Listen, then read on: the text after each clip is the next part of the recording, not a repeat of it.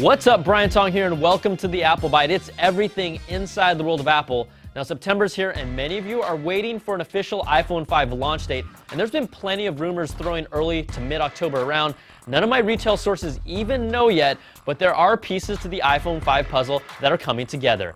Now, you might not like sushi, but you will after this picture, which is believed to be the first test photo from the next iPhone.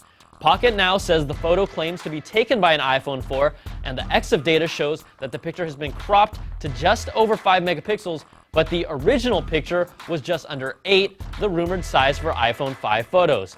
Now, the camera has a fixed 4.3mm lens with an f-stop of 2.4. Translation, that's closer to a point-and-shoot and better than the current Apple phone.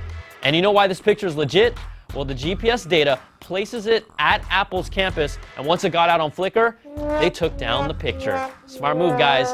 Now, the iPhone 5 cases are also floating around everywhere in China for sale, and historically, these cases have been pretty accurate.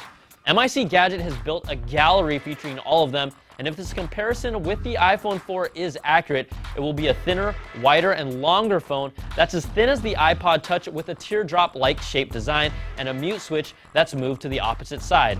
Plus, there's still rumors about a form factor that's similar to the iPhone 4 with a slightly larger display, which could be the 4S, the 4G, or the MSG. Now, if you're looking for more tasty McNuggets, Digitimes reports suppliers are ramping up for full production capacity of the new iPhone, with Foxconn already producing 150,000 phones a day.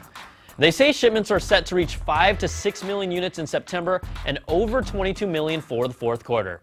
And in some cool iOS 5 news, 9to5Mac reports Apple has seeded certain mobile carriers with a near-final version of iOS 5 with FaceTime over 3G active for testing, and it also includes the nuanced dictation speech-to-text feature that Apple desperately needs and acts almost identically to the Android demo video.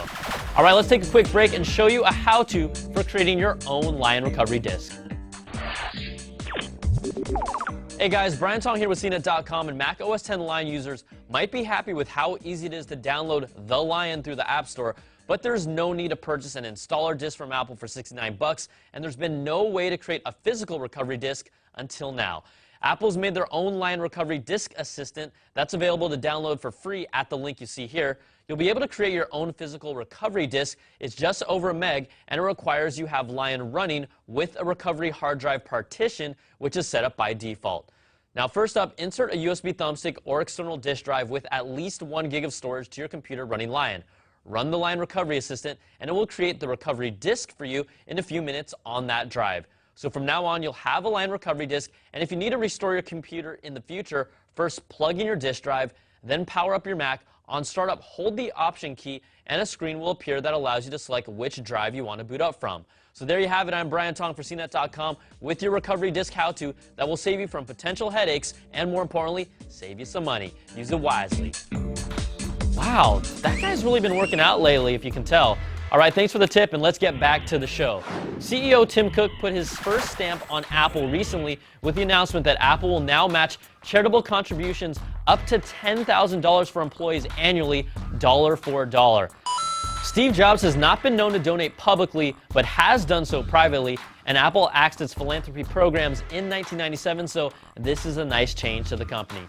All right, to the quick bites. Apple has already proposed their UFO campus and is planning moving forward, but it won't be the only one after Apple told the current Cupertino mayor that they will begin planning on a third campus after UFO 1 is completed sometime in 2015. Great, so now the aliens will really know where to land when they want to take over. All right, in cool toys, Atari is planning its own joystick controller for the iPad called the Atari Arcade Duo Power Joystick because, you know, duo powered sounds so cool. It's advertised as coming soon with no pricing available yet, but we can't wait for this. And we leave you today with a story from the files of when people have too much money and time. Thanks to the magic of YouTube, some idiot decided to showcase his culinary skills with a MacBook Air by slicing pieces of lettuce. And how about deveining a shrimp, because that's really smart and sanitary, and of course, slicing an apple. Seriously? You know there's only one thing that you should be doing with an apple, and it's biting it.